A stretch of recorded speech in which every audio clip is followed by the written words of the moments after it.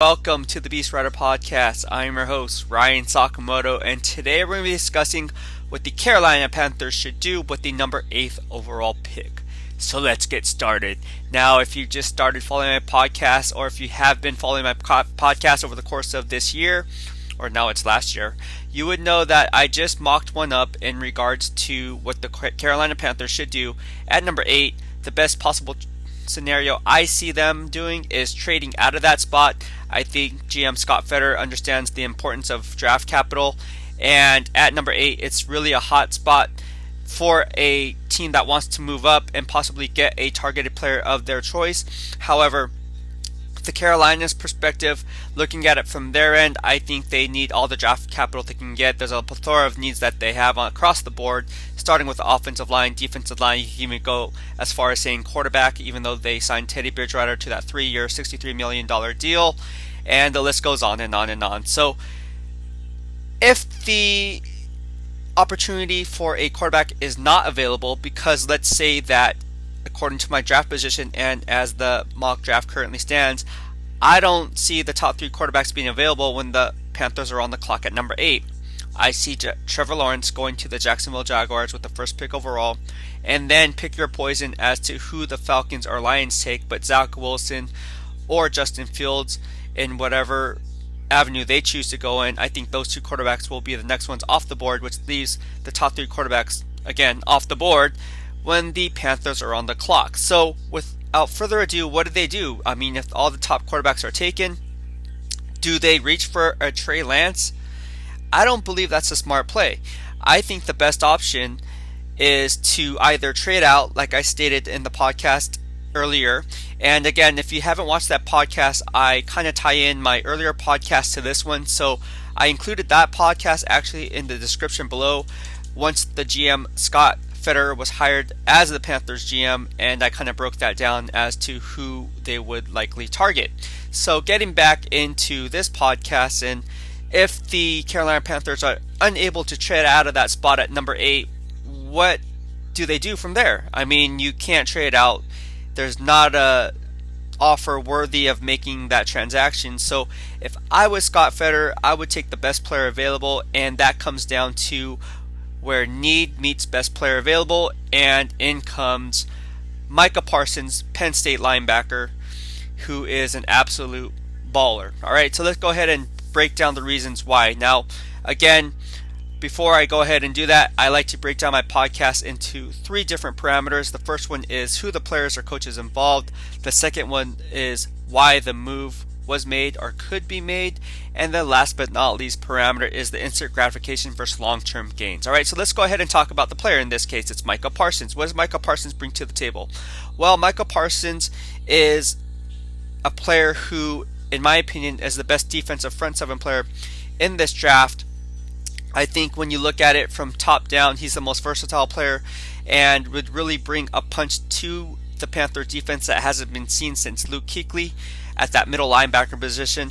Now, again, if you want to put 2 cents together, look at it from Tahir Whitehead's perspective. He was brought in as a 1-year rental. I don't see him returning. He's a free agent anyways, and he was just a stopgap for Luke Kuechly anyways. So the need is there, and the best player available happens to be at a position of need, Micah Parsons. Alright, so Adarius Taylor, who's also a backup, I don't see him being a starter material role player. I just see him being strictly as just a role player, and that's my 2 cents on that. Alright, so no other middle linebacker is worthy of starting reps if you look at the Carolina Panthers position and where they stand at the positional unit today. So with that being said, Micah Parsons, the obvious choice at number 8, and let me just break it down to you as to what they're getting with Micah Parsons. Now, they hold the number 8th overall pick.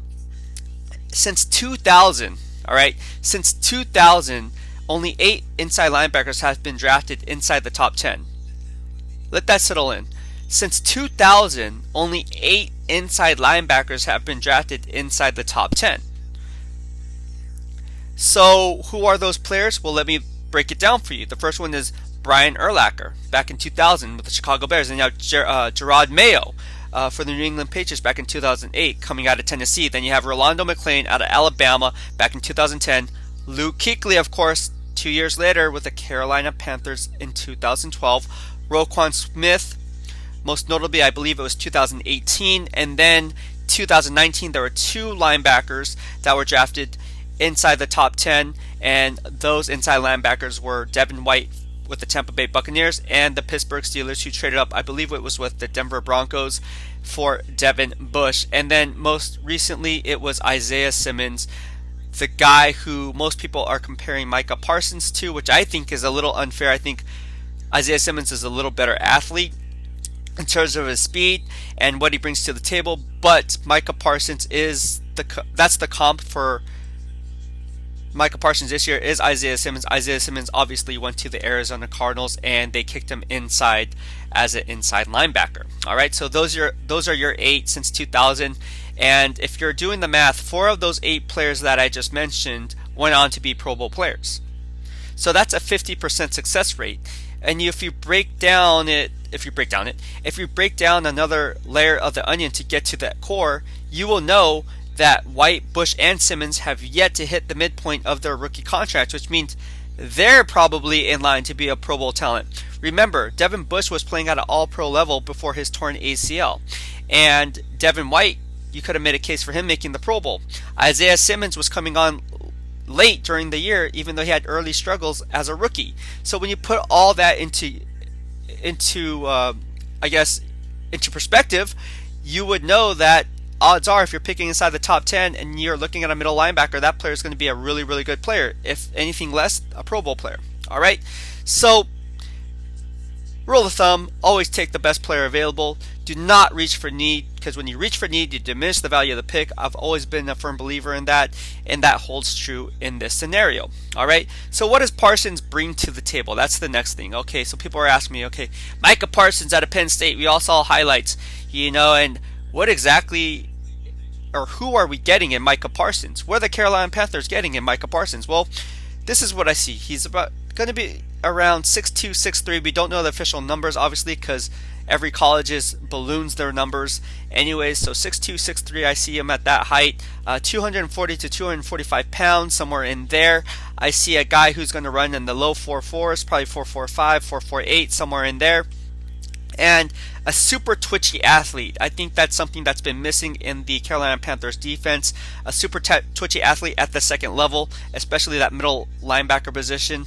And I think that Micah Parsons would be an absolute check the box type of a player if you're looking for that type of skill set. Now, what he does best is he's a stack and shed type of player. He can work the sidelines to sidelines. He's tough, physical, and plays fast. Those are all traits that you can work with in Phil Snow's defensive scheme. Now, the problem that I'm having, to play a little bit devil's advocate here, is Micah Parsons from the shoulders up. What I see him is he pre-snap mishaps. From reading his keys to pre-snap recognition, he guesses wrong on misdirections a lot of the times, leaving his cornerbacks and secondary out to dry because he's not holding gap integrity to his responsibility on his side of the field. And when you do that, you kind of leave your defense out to dry. And if he can clean those mental lapses up, he'll be a very good inside linebacker in the NFL. Excuse me. But aside from that, can he be the quarterback of the D? Because ever since Luke Kuechly left, he was the standard. And for good reason. And when Luke Kuechly left and retired, they need someone to kind of command that type of respect, even as a rookie. And I have yet to see the leadership qualities in Micah Parsons. I'm not saying that he can't hold those qualities or become that player early on in his career, because I think that's what he's going to be asked to do. But because we only had limited body to work with, limited body of work to kind of examine, because he opted out of this year, it's really hard to project how he's going to be relating to these players who have been in the league for well over 4, 5, 10 years and command that type of respect. It's just very difficult for anyone, not just Micah Parsons, but for anyone to kind of walk in. We've seen this with Devin Bush. He was asked to be the guy. Well, his first year, he was filling out the NFL game. So I see similar obstacles, if you will, with Micah Parsons' game early on as opposed to Devin Bush in terms of a leadership perspective. All right, so that's what I see from him. I think the best bet for Micah Parsons is to play him at Sam linebacker, and the reason why is because at that position there's little guesswork involved. The plays actually come to him where he doesn't have to really re-diagnose and be instinctive. As the play side comes to his play, he makes a play. He hits the gap, he shoots the gap, he knows how to leverage his splits, those types of deals. So another reason why the Sam linebacker position would be so appealing for a guy like Micah Parsons' skill set is because he can also rush off the edge. A lot of guys are saying, a lot of analysts are putting it out there that he can do it all. It's the total package, basically the Isaiah Simmons 2.0. He can cover, he can play the curl hook flat routes, he can do everything that you ask as an edge rusher coming off the edge, as a blitzing linebacker. You get the point.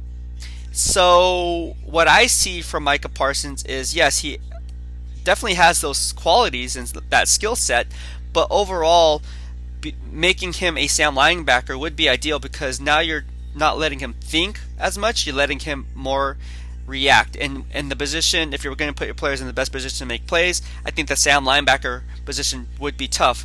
Now that I'm bringing up Sam linebacker, you guys are probably thinking, oh, well, this guy doesn't know what he's talking about, because we already have who?